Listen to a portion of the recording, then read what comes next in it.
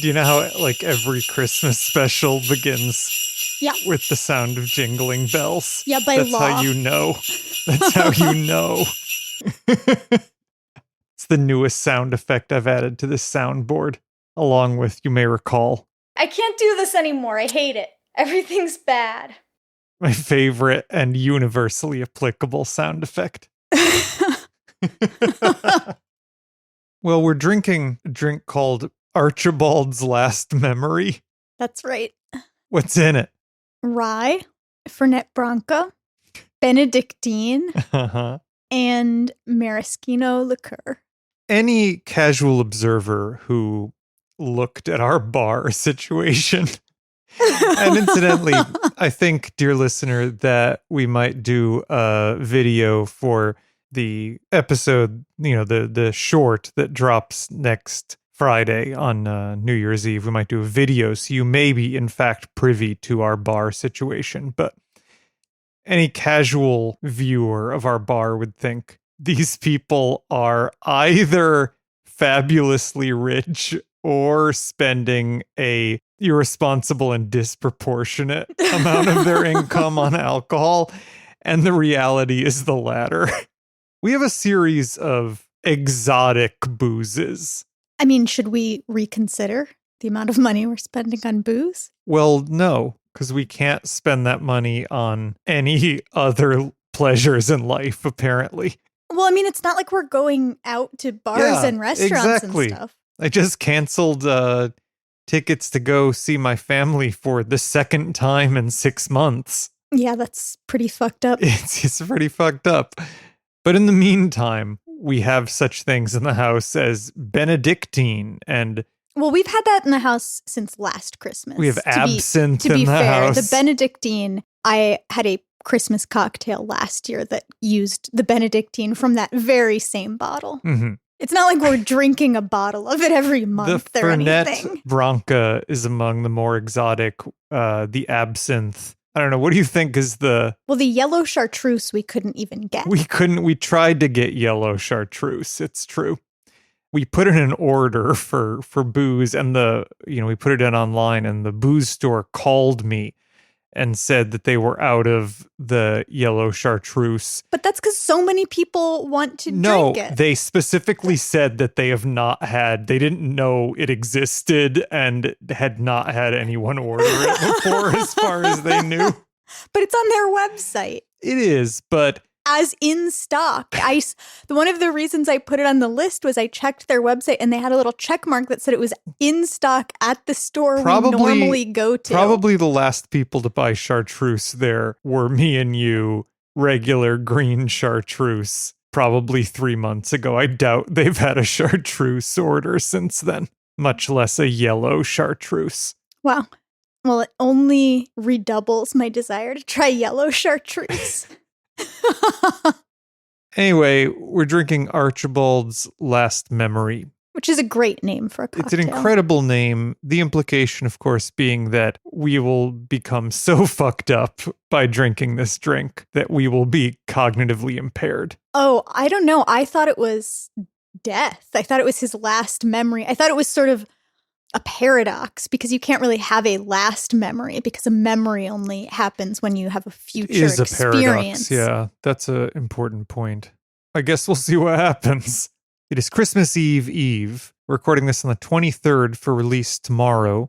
It is dusk, as it always is now when we record, so some combination of this drink and my sundowning will impact this podcast, no doubt. I did get to teach. So this past week, my church had completely irresponsibly an enormous concert that I was forced to as part of my job direct. And I conducted the Jacksonville Symphony Youth Orchestra as part of it. So there were like 35 kids playing, a bunch of unmasked singers spewing their virins all over me. A lot of brass instruments which seems like it presents a great dispersal mechanism. It's true. We now know, dear listener, that at least some people who were at that concert have COVID. I do not appear to this point anyway. It's been probably enough days that I would be symptomatic if I were. I, of course, am the only one masked. I'm wearing a fucking N95 sealed to my face during it, and the rest of this church in Florida is just going balls to the wall with it. They're just living their best Living lives. their best lives. But in any case, I mean, I saw the video of the concert, and like the kids were wearing masks when they weren't. Like the violinists were wearing masks, and like they would put their masks on when they weren't playing. The Jacksonville Symphony Youth Orchestra. The kids were way more responsible than any adult in the entire room. They have a COVID protocol that our church does not. But in any case, I was rehearsing with the kids one evening last week, and it was at this hour, the hour of dusk. And I remarked that I said something stupid, remarked I was sundowning, and then had to explain to a group of 35 teenagers what sundowning was. And actually ultimately apologized for making light of it in case they had family members with legitimate dementia instead of just the forecast dementia that I have. But in any case, it is that hour. Christmas Eve, the night of second most solemnity in our calendar. Oh, yeah? I don't know, maybe. I have 2 questions for you. Yeah. The first question is, does it ever bother you that the Christians didn't co-opt Yule and the winter solstice to be the death and rebirth of Jesus, which is the obvious one you would want to do, and spring to be the birth of hope, which is like those two you would switch Christmas and Easter if you were making any sense out of the seasons in a temperate climate and like the festivals that already existed that they were co-opting. Yeah, of course this is a Northern Hemisphere phenomenon that you're describing. Well, sure, but the people who decided Yuletide would be Christmas. Yeah. You know, if you're a serious practitioner of Christianity, as I was as a devout Catholic growing up, the incarnation and the crucifixion are really 2 poles of the same narrative. Like I was just as upset about Advent as I was about Lent as a kid.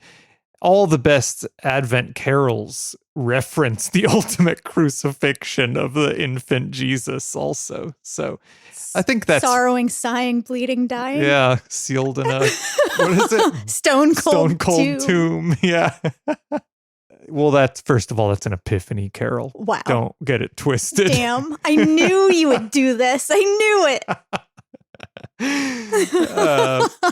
But yeah, I guess, you know, there's a lot of sorrow inherent in the Christmas story also. Anyway. Like I said, the CD short that we're going to put up a week from now, we'll have some video content so you can see our decay over the last year since we posted any video content. I can't believe how quickly my aging process is going now. It's really accelerated. Yeah, it only goes in one direction. But it gets faster. Our bones are getting brittle. Well, that's why you have to drink big, tall pint glasses of cow's milk to make your bones good. You're Roman. And you are Allison, and this is the Christmas 2021 edition of CD Business. It's CD Business. It's CD Business. Okay, so like I said, it is Christmas Eve. We're going to talk about poinsettias today. Did your parents have poinsettias in the house when you were a kid? Yeah, typically. Where did they acquire them? Oh, I'm sure at church. Yeah, that's the thing, is that every church sells poinsettias as a fundraiser, I think. Certainly my church did. I went to Catholic church. You were a Congregationalist as a child, and they did also. The Presbyterian church I work for now, I believe, does. I think it's something that unifies all the U.S. Christian denominations, all the mainline Protestant and Catholic denominations, is the selling of poinsettias. Wow, that sounds like it should be taxable. Would they get one plant? Would they get multiple plants? Like one or two. Yeah. Not a ton. We had this conversation recently where I think both of us agree that they only look good if there's like dozens of them. Yeah. They looks good They're in like meant to be displayed in a mass. Right, in like a town square or in the front of a church or something when there are a ton of them. They look good, like a field of poinsettias look good. But a single plant sort of looks like shit, I think. Yeah, I think they're just not that interesting to look at in isolation. Yeah. So we're going to specifically look at a catalog of poinsettias. It's the Syngenta Flowers Beekenkamp Plants 2021 Poinsettias catalog. I don't know, Syngenta Flowers really sounds like a Monsanto type name to me. Yeah, for sure. It's got a Skynet quality. Yeah. I was looking around to see, are there any catalogs that are exclusively poinsettias? And it turns out there are like a lot of them, amazingly. I think they all only exist as PDFs, but are formatted as catalogs. There's the Selecta Poinsettia catalog. There's the Demon Orange Poinsettia catalog. There's this Syngenta one that we're talking about now. There are a variety, but just some background on poinsettias in general. So they're natively grown from Mexico to southern Guatemala. They grow on mid-elevation Pacific-facing slopes, occurring originally in red, but there are varieties that now are white, pink, purple, yellow, salmon-colored. You'll often see ones marketed that are like blue or deep purple or orange or whatever, and apparently they're straight up spray painted white ones that are sold. So if you see them in those colors, they've been spray painted. They've taken white ones and spray painted them. Lore has it that they're like extremely poisonous, but from what I could find, they are not actually extremely poisonous. Like they might cause nausea or diarrhea or whatever, but they're not going to kill your cat or dog or child or anything like that. It appears to be overstated. They are sold, as we mentioned, often as a church fundraiser. I guess 70 million of them are sold annually in the US, most in a 6-week period preceding Christmas. They are also sold all over the world. They are the most popular houseplant in the world, as it turns out, by number of sales. So people buy them every year and then they die? Yeah, they die. Like, why aren't they kept as year-round houseplants? Great question. I assume like we do with most of our belongings here, we simply throw them in a garbage can at the end of the Christmas season. Because if you took proper care of it, presumably it would survive. Well, let's see what the internet I mean, like a thinks. Christmas cactus is famously hard to get to thrive and bloom again, but it is possible. There are people who do that. There must be somebody who keeps their poinsettias around. If cared for properly, a potted poinsettia can last for 2 or 3 months in your home. They can be restored to rebloom for 1 or 2 years. Like apparently people have had some success getting them to live in their potted state in the home for a couple years. Is that because they just aren't able to meet their needs, or because that's when they would die even if they got optimal care by an expert? It looks like some people are able to grow them as landscape plants in Florida, but generally just I don't think we can give them the right amount of heat and sun that is necessary. I mean, maybe they need full sun. Is that their deal? I think so. So we often will have like orchids or something as houseplants, and it's not like that's an easy houseplant that everyone has. Right. But being tropical is not inherently limiting for having something as a houseplant. So that's why I was wondering if there's like a subculture of people who actually do keep them around. I think if you live in southern Florida, you can keep them for longer. But what I'm reading is that generally in the US, even if you're like an avid home gardener, you can get a couple years out of them. Okay. Something that I learned that I had no idea was true, which is that wild poinsettias are large shrubs to small trees, and they grow up to 4 meters tall. And that the short, compact poinsettias that we distribute are the result of a like phytoplasma infection that we, deliberately inoculate them with that causes them to dwarf and to branch like abundantly outward instead of upward. Cool. Yeah, it's like essentially like a bacteria, and it doesn't appear to have any other impact on the plant besides dwarfing it. So it's a real victory. What if we could get a virus that would make us real big? You want to be Andre the Giant? Well, maybe. Yeah, he had a good life. He had a relatively short life on account of his enormity. Being huge, yeah. It's not that good. Yeah. It's not that good to be extremely outside the bell curve on size. Yeah. I mean, the world at the very least, the world isn't built to accommodate you very well, so you're frequently inconvenienced. You ever see those pictures of Andre the Giant drinking beer and like him holding beer cans in his hand and they're tiny. They look like right. Yeah, I mean, it was famously hard for him to get drunk, right? Yeah, yeah.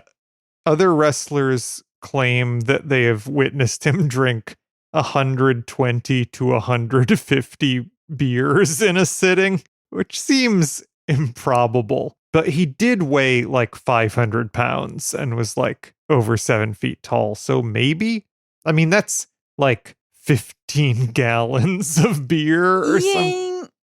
A couple hundred beers, that seems like an exaggeration. Yeah. I mean, what was his blood volume? That's the question. Is the question. Well, I'm not sure that's the question, but it's one of the questions. So I guess the Catholic Church tried to ban poinsettias at one point because of their association with, Aztec culture, sort of pagan stuff. Though ultimately, as with most things, they just co-opted it instead. All the websites, when I was trying to find, I remember being like told a story as a Catholic about the symbolism of the poinsettia as a child. And all of the websites I found essentially state the following story verbatim, which I will now read to you. It sucks. I'm just going to say that before I begin. Oh boy. It fucking sucks shit. There once was a poor Mexican girl, first of all. Okay. All right.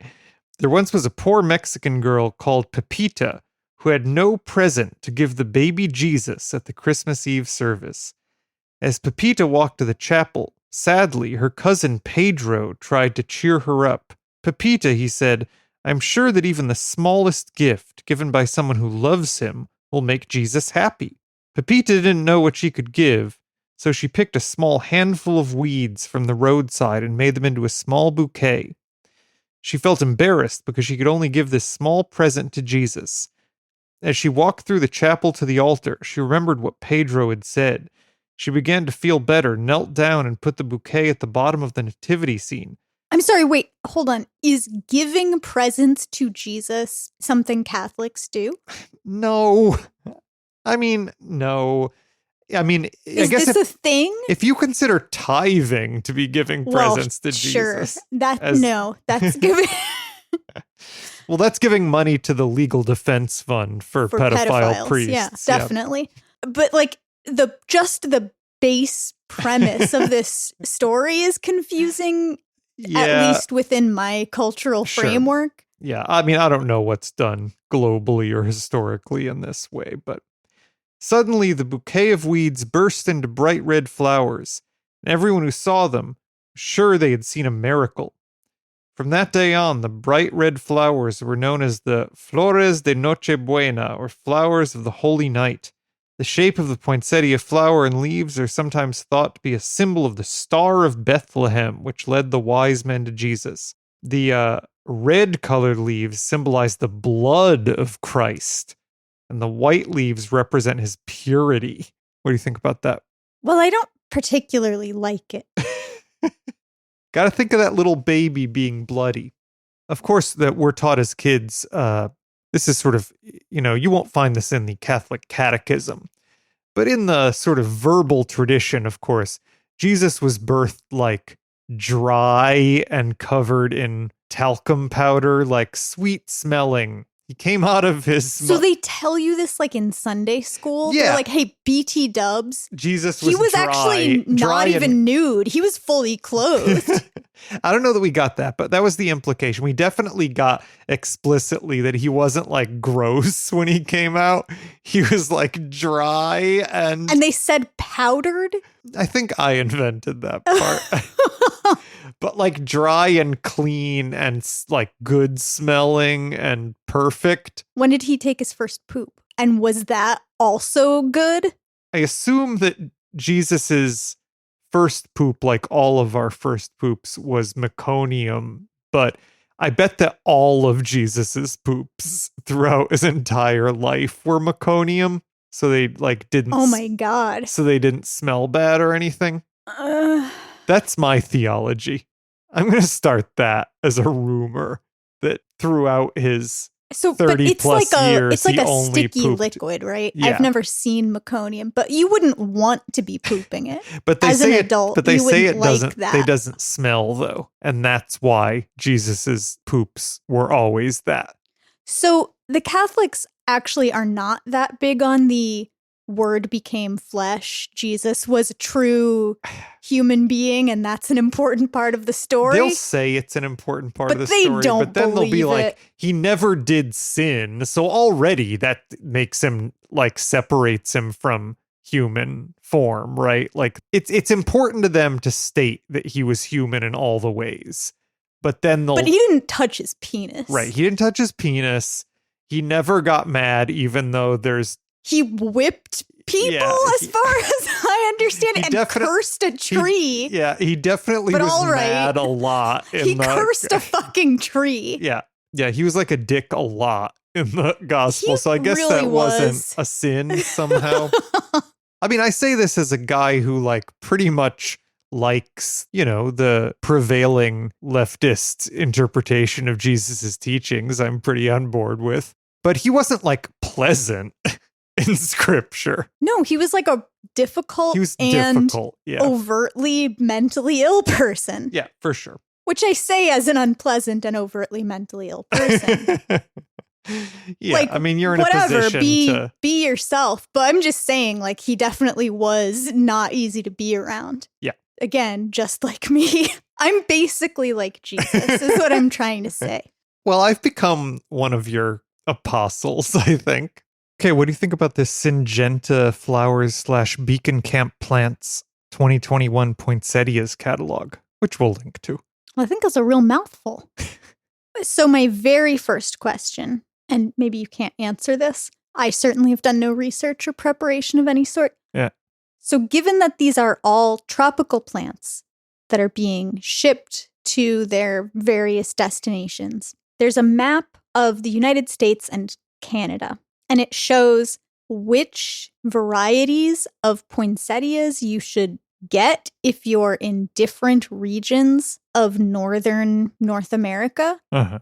Why are there regions if they are indoor plants that don't belong in any of these climates? Wow, great question. I don't know how to answer that. And they've got top varieties by region, and the regions are north, mid-region, south, and deep south. And these are just basically straight lines drawn.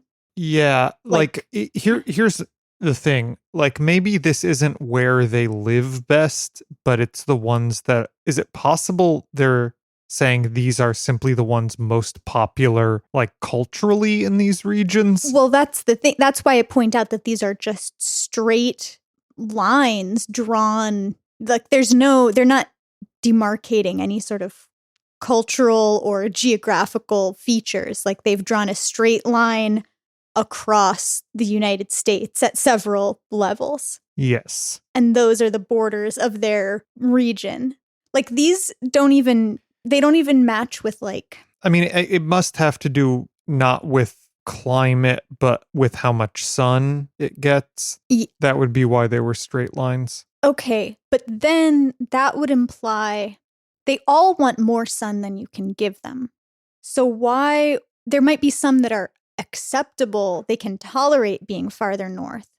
But they then would all do those better would south. be fine in the south. So why would they not recommend that you get those if you're further south? Yeah, I don't know the answer. This is all very confusing, right? Yes. I mean, I think the answer comes when you understand that this is a catalog not for individual consumers to be buying, but like, Sure. yeah, this is for middlemen companies to buy up lots of these, which they presumably need to keep alive long enough to get to the consumer. And the number of I think weeks that it's telling you, is this how many weeks they last and look good, or how many weeks you can keep them before selling them to the final customer, or yeah, what? I mean, I think the last part of the blooming process happens not like these are all from farms in Guatemala, it looks like.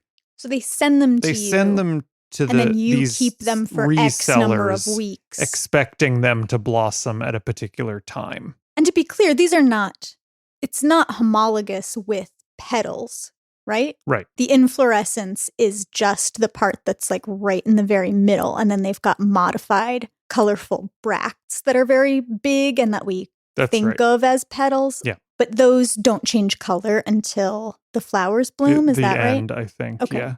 So the catalog in their table of contents, they are divided into very early season, early to mid-season, mid-season, mid to late season, and late season varieties. These are all the pictures of them that they have in this catalog are potted pictures, like you'd see on the steps of a church or something like that. You're getting that view of them. The descriptions are not particularly lengthy, but do you want to read a few? Sure. Allegra, early red. Among the first to ship for the retail season. Great red for early season sales. Recommended for small container sizes up to 6 inches. Excellent shelf life. And then it has finish date, November 7th to 14th. Pot size, mini 4-inch and 8-inch. Region, north and mid-region. Vigor, medium.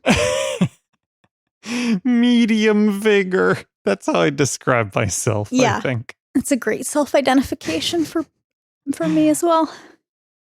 Orion Early Red. One of the earliest reds to market. A perfect early season variety that works for all regions and climates. Ideal for 6-inch pots and absolutely stellar for large, high-end containers. One of the most heat-tolerant varieties and an excellent choice in the Deep South. Finish date, November 7th to 14th. Pot size, 6-inch, 8-inch, 10-inch. Region, north, mid-region, south, deep south. Vigor, medium vigorous. Yeah, I mean, I guess it's worth noting that these are grown on Pacific-facing hill. Like, they might be grown at elevation in Mexico and Guatemala. So maybe that impacts the temperature expectations for them. I wonder if it's, why stop now? Why not just speculate wildly? But I wonder if it's something like, if they're kept colder than they would like to be, then it slows down their maturation so you get to enjoy them for longer. But if it's too cold, then they, wither and die. Sure. So it's about their cold tolerance, because keeping them near the limit of their cold tolerance extends their attractive blooming period. I'll read a couple early to mid-season ones. There's the Alpina White. Pure white. Alpina has the same pure white bract color as Alaska, but with less vigor, larger bracts, and earlier finishing. Medium vigor and suitable for all container sizes. A perfect choice for early to mid-season sales. Finish date November 13th to 20th. Pot size 4, 6, 8, and 10 inches. Region north and mid-region, and vigor medium. There's the Harlequin Red, a unique novelty. A great variety for specialist stores and cut flower arrangements. Can either be grown as a single-stemmed or multi-stemmed plant. Suitable for pot sizes 2.5 to 10 inch and grown as novelty trees. I mean, these are very cute. They're ruffled. Yeah, these are ruffled in a way that if I saw it, I wouldn't identify it as a poinsettia necessarily. I will say that the vigor level for these are vigorous. Wow. Man, which of these has the shittiest vigor level? Let's see. Do you want them to be vigorous? Is that even good? I think so. So you want them to grow? I don't know that vigorous necessarily implies growth. I think it definitely does imply that for plants. I just sort of see it as an indication of how much power it has. Are any of them less than medium? That's what interests me. No. As far as I can tell, wait, the scale starts at medium? the scale starts at medium. Okay, so medium means low. Yeah. Medium vigorous is medium and vigorous is high. That's Wow. the scale. Damn. I'm pretty into these Superba ones. Yeah, these are cool. They're like speckled ones or multicolored. Right. So there are two on this first page. One, the Superba Marble, which has cream to white margins and then pink centers on each bract. Yeah. And then the Superba New Glitter, which has a symbol next to it that means prize winning. And they've got sort of like a mosaic spotting. They're broken, I think that's called. So they're red with like white splotches. So I'll read the descriptions, not to spoil it, but the New Glitter description is great, actually, I think. Superba Marble. Very nice marble-colored bracts with great pink and white contrast. They are medium vigorous. The Superba New Glitter. A unique novelty variety with attractive jingle-colored bracts and early to mid-season timing. Strong stems and a V-shaped habit. The idea that you would say, oh, these are jingle-colored, and expect people to say, oh, yes, jingle-colored. I know what color that is. Yeah. What are you talking about, jingle-colored? What? Yeah. There's also a Superba Pink and a Superba Red and a Superba White. And I guess these are all early to mid-seasons. And just to be clear, if you search the internet for jingle-colored, there are no results. I mean, there are results, but there are no results where someone is using that word. There are multicolored jingle bells. That's the primary result I'm getting, is people trying to sell me an assortment of colorful jingle bells. I want to read a mid-season one called White Star. It's on page 26. White Star, North America's favorite white for painting. Very large, showy white bracts cover the foliage. Growers rave. This is the #1 variety for painting. Versatile and can be grown at a high density in all container sizes. So this is the one you get if you want to spray paint it like neon purple or something and then sell it to maniacs. All right, from the mid-season category, I'll read the Marin description. Marin, a reliable pink in all climates. Consistently one of the best true pinks available and easy to grow. Reliably performs under all climates with minimal heat delay in the deep south. A popular and proven variety for mid-season finish. I'm just realizing that I don't think I've ever seen and not read one of these. I mean, this is very pretty, but the bear's share of the market must just be red ones. I think it's very likely that my mother has at some point bought a white one. It wouldn't, that sounds like a normal thing to me, but I don't think I've ever seen a pink one in the wild in someone's home or something. But it is a true pink. I mean, it's like bubblegum colored in this picture anyway. I thought this description was interesting because it mentions heat delay in the deep south. So yeah, that suggests, I guess the goal is you're tricking it into thinking that it's at a particular point in the year so that you get the maximum color out of it. Yeah. So it needs to think it's near the end of its growing season, I guess. I'd like to read Draco Red. Yeah. Draco Red, a premium finish for the season. A premium late season variety with large, vibrant red bracts against dark green foliage. V-shaped habits and strong stems make Draco preferred for strength and durability. One of our latest timed varieties lets growers finish out the season with a big retail impact. And I like the euphemism big retail impact. What a bizarre construction. It looks like a real classic. The picture they have for it has one particular leaf that's in like the state of transition from green to red that looks very cool. It looks like it's like half painted. Yeah, and there are a couple more like that are sort of on the back. You can only just barely see them. Yeah, that looks really nice. Yeah, I agree. All right, well, before we go, I want to regale you with the 12 days of Burpee Christmas. Wow. Burpee has been marketing their 12 days of Christmas where they have giveaways. And let me just lead by saying I'm frustrated by all these companies that fucking talk about the 12 days of Christmas like they're the 12 days leading up to Christmas instead of the 12 days between Christmas and Epiphany. Christmas starts at Christmas and goes to Epiphany. People are so tired of Christmas by the time it's Christmas. You can't expect our culture to have Christmas starting immediately after Halloween and then continuing through mid-January. That's through January 6th. That's not mid-January. Those are the coldest, darkest days of the year. You need a little uplift. All right. Well, here are the 12 days of Burpee Christmas. There's no like, there are 1 through 12, but there's no like partridge in a pear tree. So I'm sorry, is this something you prepared or that Burpee prepared? Burpee, this is what they're giving away on each of the 12. They've giveaways. Are you going to sing it? Maybe. But there's no partridge in a pear tree, like in terms of format. They have like 1 through 12, but no like main things. I don't know what to sing. I'll say like a big shitty ear of corn as the partridge in a pear tree. How about that? On the first day of Christmas, Burpee gave to me 1 LED grow light. Well, I started this at really high.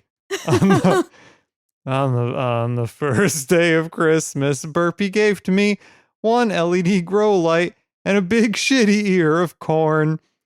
On the second day of Burpee Christmas, I'll just say Christmas. On the second day of Christmas, Burpee gave to me 2 Burpee e-gift cards, 1 LED grow light, and a big shitty ear of corn. On the third day of Christmas, Burpee gave to me 3 seed starter trays, 2 Burpee e-gift cards, 1 LED grow light, and a big shitty ear of corn.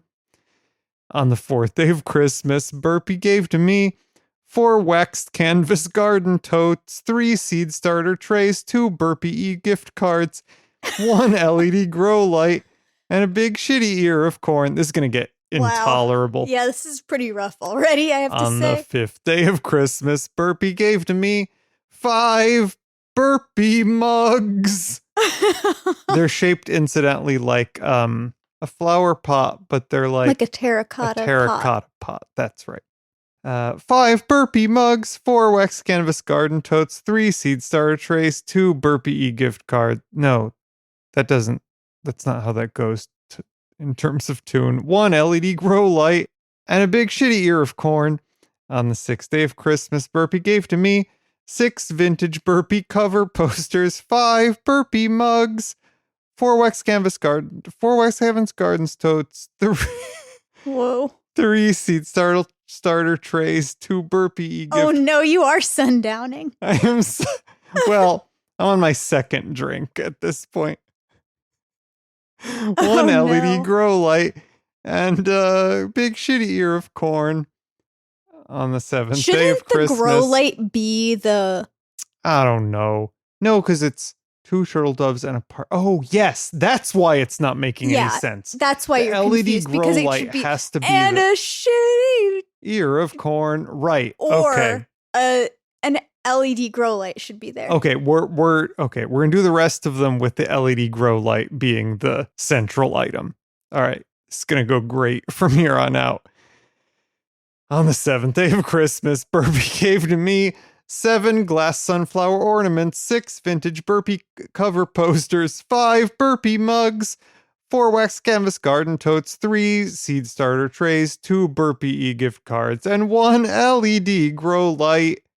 On the 8th day of Christmas, Burpee gave to me 8 mini evergreens with red bows. What? 7 glass sunflower ornaments, 6 vintage Burpee cover posters, 5 Burpee mugs, 4 wax canvas garden totes, 3 seed starter trays, 2 Burpee e-gift cards, and 1 LED grow light. So this actually scans reasonably well now that we've got the Well, I don't know about LED that.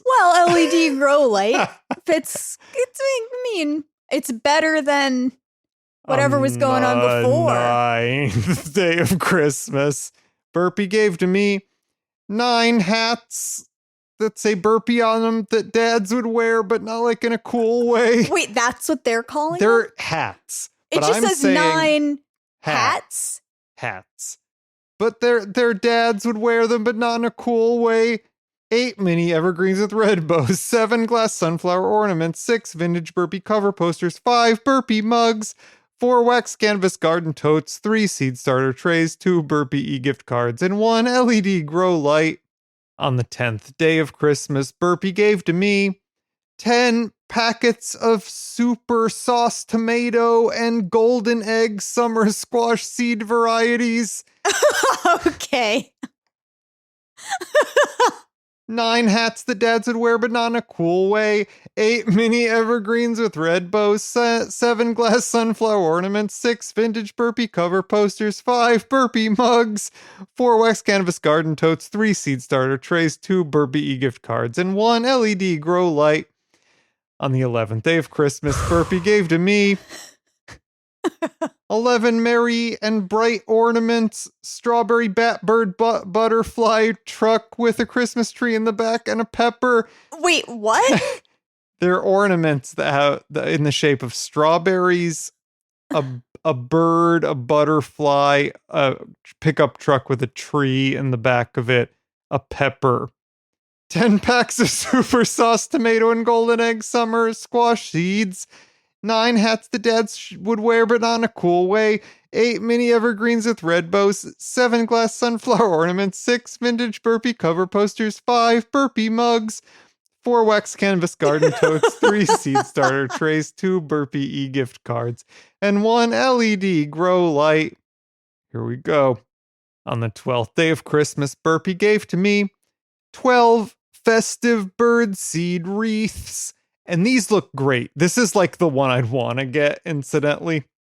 So they're 12 festive bird seed wreaths, 11 merry and bright ornaments in the shape of strawberries, birds, butterflies, a pickup truck with a tree and a pepper, 10 packs of super sauce tomato and golden egg summer squash seeds, 9 hats that dads would wear but not in a cool way, 8 mini evergreen trees with red bows, 7 glass sunflower ornaments, 6 vintage Burpee cover posters, 5 Burpee mugs, 4 wax canvas garden totes, 3 seed starter trays, 2 Burpee e-gift cards. Sing it with me. And 1 LED grow light. Yeah, that was harmony. Good job. I want a divorce. All right. Well, if you're so inclined, you can elect to follow us on Twitter at @cdbusiness or on Instagram at cdbusinesspod. You can email us at cdbusinesspod@gmail.com. If you'd like us to talk about a particular catalog, let us know. Or if you leave us a review, we'll read it. And here's the point where I'm going to do the whole song one more time, just from 12 to 1. No, I'm not. Eat your vegetables. We're all just doing the best we can. Speak for yourself. It's city business. It's city business. Boring talk about seeds, city talk between boys. Mind-numbing chatter about ovules and spores. We'll dig a ditch and moan and split the difference. City business. It's city business.